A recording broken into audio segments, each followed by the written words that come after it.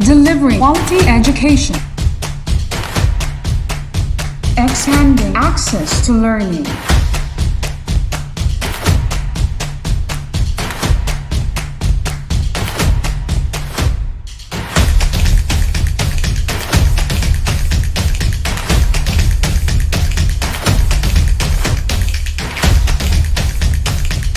The official TV-based instruction of Tagum City.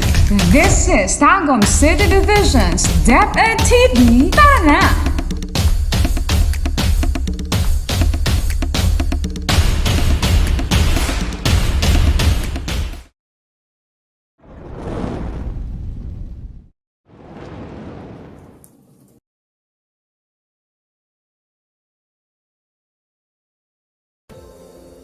Hello, grade 11 learners! We meet again here in our school on air. Do you remember me? Very well. I'm your teacher Mary Miravelas, and I am excited to join you in today's episode of Lantaw, Compre. This is reading and writing skills, featuring explicit and implicit claims in a text. This time, please be all eyes and ears to the objectives. Firstly, identify claims made in a written text explicitly or implicitly. Secondly, differentiate explicit claim from implicit claim. Lastly, distinguish the three types of claim. Why don't we start the lesson by claiming a meaningful learning experience? To achieve that, grab now your modules, pen, and paper. Are you ready? Here we go. Let's kick off the lesson with a pre-test. You will be given 5 seconds to choose the letter of the answer. When the time has elapsed, you will hear this sound. Then answers will be revealed right away. What are you waiting for? Let the fun start now. Question number 1. What do you call the statement the author wants the reader to accept or the writer's point regarding the chosen topic? Is it A. Fact, B. Judgment, C. Claim, D. Argument? Nice start! It's letter C, claim. Question number 2. What is another way of thinking about implicit information? Is it A. Guessing, B. Predicting, C. Using context clues, or D. Reading between the lines? Good job! Your answer, letter D, reading between the lines, is correct. Question number 3. This claim is a statement about which is better, more important, more desirable, and more useful. What type of claim satisfies the given definition? Is it A. Claim of fact, B. Claim of value, C. Claim of policy, or D. Claim of cause and effect? Did you choose letter B, claim of value? Good choice! It's the correct answer. Question number 4. Which of the following statements is a claim of policy? Is it A. Lagundi is a better cough medicine than synthetic drugs, B. Little children should not be allowed to play video games, C. Garbage can be turned into oil, or D. Plants also think?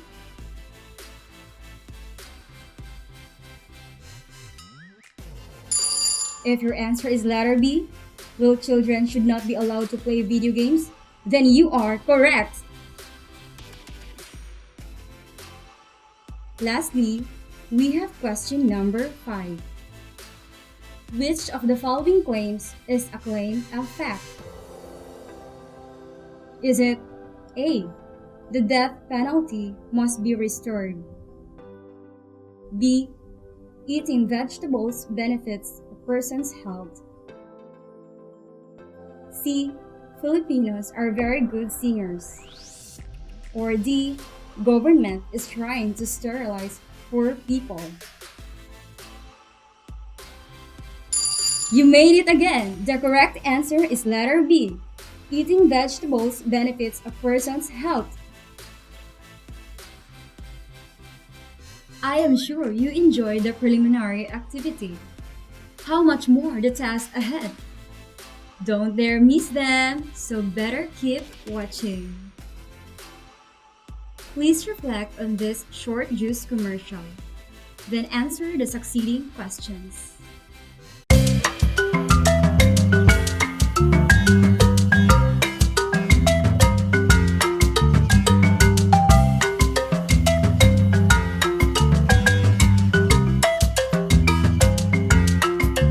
A fresh drink for a new you. What message does the commercial want to put across? Will you buy the product? Why? Why not? Your initial test will help you understand better the day's lesson. How do you process the text that you read? Have you heard about explicit and implicit information? You know what? I can help you with that. An explicit information is one that is stated in the text obviously and clearly, leaving no room for doubt. On the flip side, implicit information is one that is understood, but is not clearly and directly presented in the text. That is why clues will lead you to make inferences. To help you remember more, explicit information is explained, while implicit ones are implied.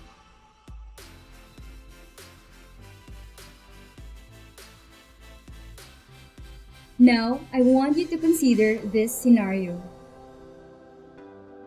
You were chosen to be part of the school debate team to represent the district in the 53rd Governor's Debate Cup to be held next month. The theme of the competition revolves on the zero waste movement. However, you have no background information about zero waste. How will you defeat your opponents? Let me introduce you to claims. Wait up! You must unlock these vocabularies first.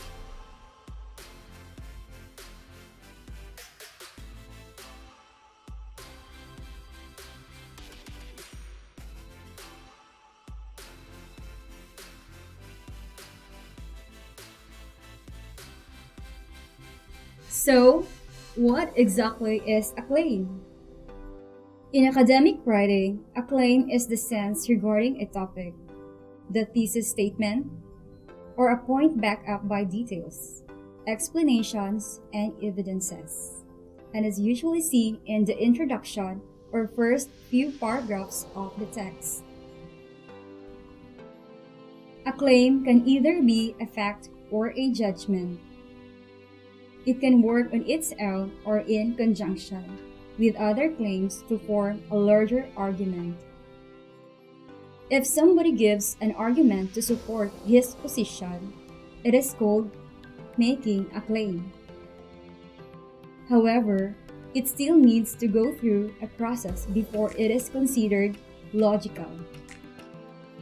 So, what are the three types of claims that are commonly used in essays? These claims are the claim of fact, the claim of value, and the claim of policy. First, let's talk about the claim of fact. So, what is a claim of fact? A claim of fact asserts that a condition has existed, exists, or will exist and is based on facts or data.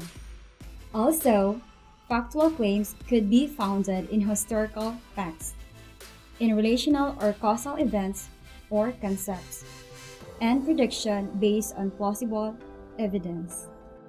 Here are a few examples. Number 1.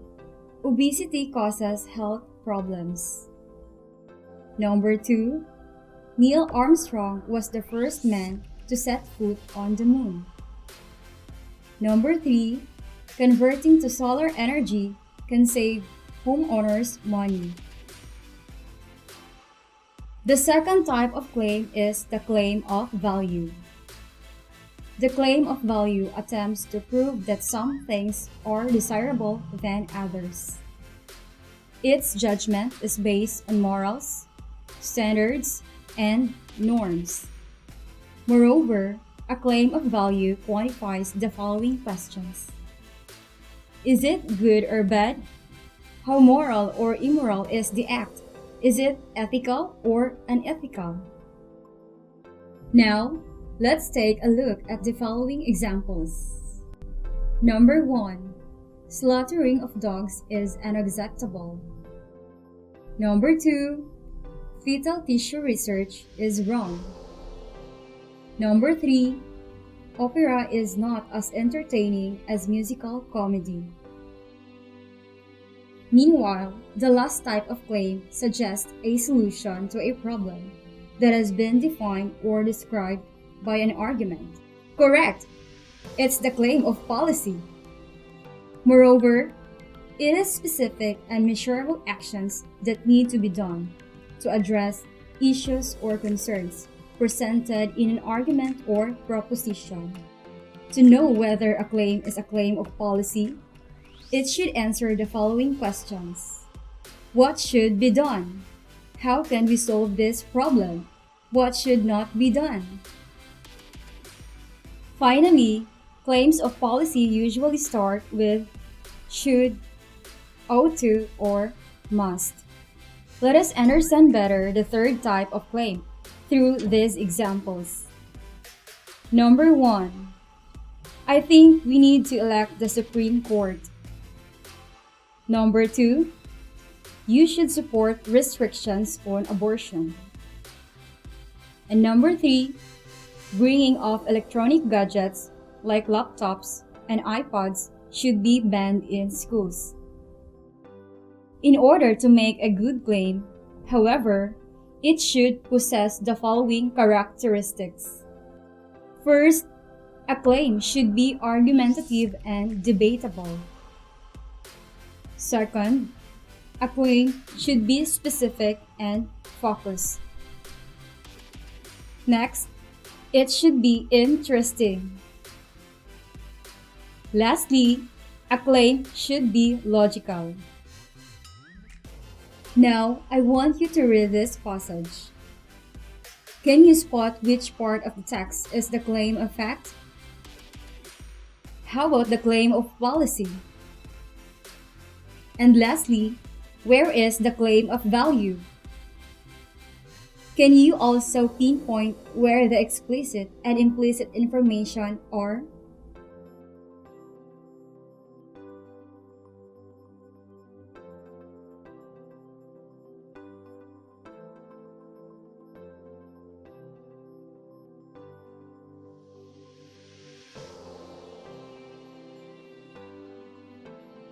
Wow! You were able to answer the following essential questions of the lesson with a great ease. Good job! To check your understanding on our lesson, please answer this activity. Here are the instructions. Identify what type of claim the following statements suggest. Write CF if it is a claim of fact, CP if it is a claim of policy, and finally, write CV if you think it is a claim of value. What are you waiting for? Let's begin!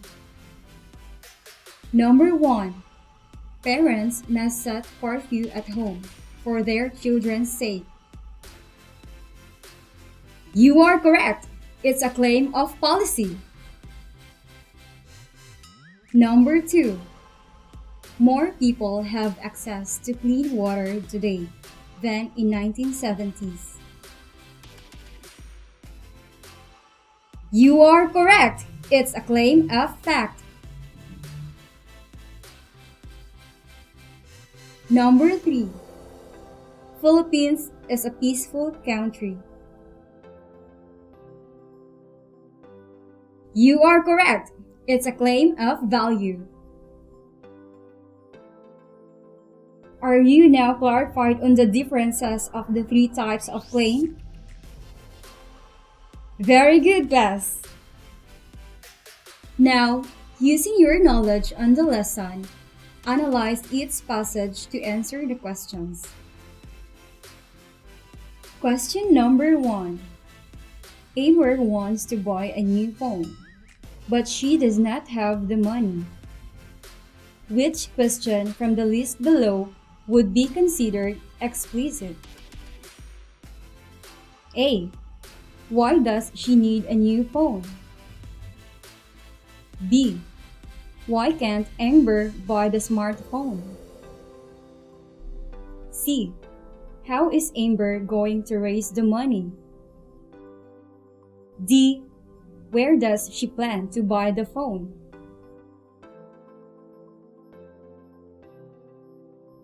You got it! The correct answer is letter B. Why can't Amber buy the smartphone?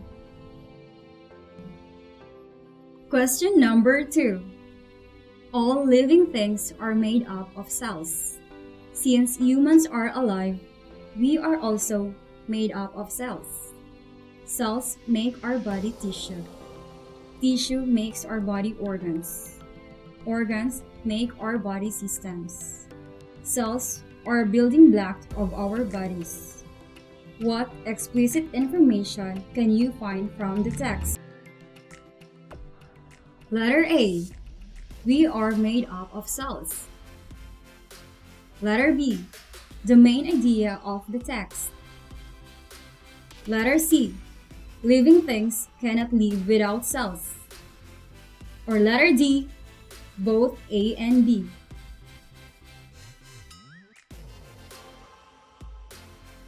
Did you answer letter D?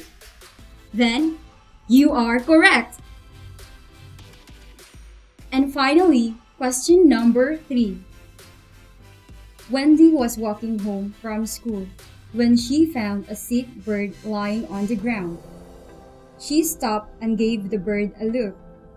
She looked up and noticed a nest in the branch above her. She looked forward and continued walking home. What implicit information can you obtain from this story? A. Wendy loves animals. B. Wendy is running late for an appointment. C. Wendy is a selfish person. D. Wendy needs to get home before dark.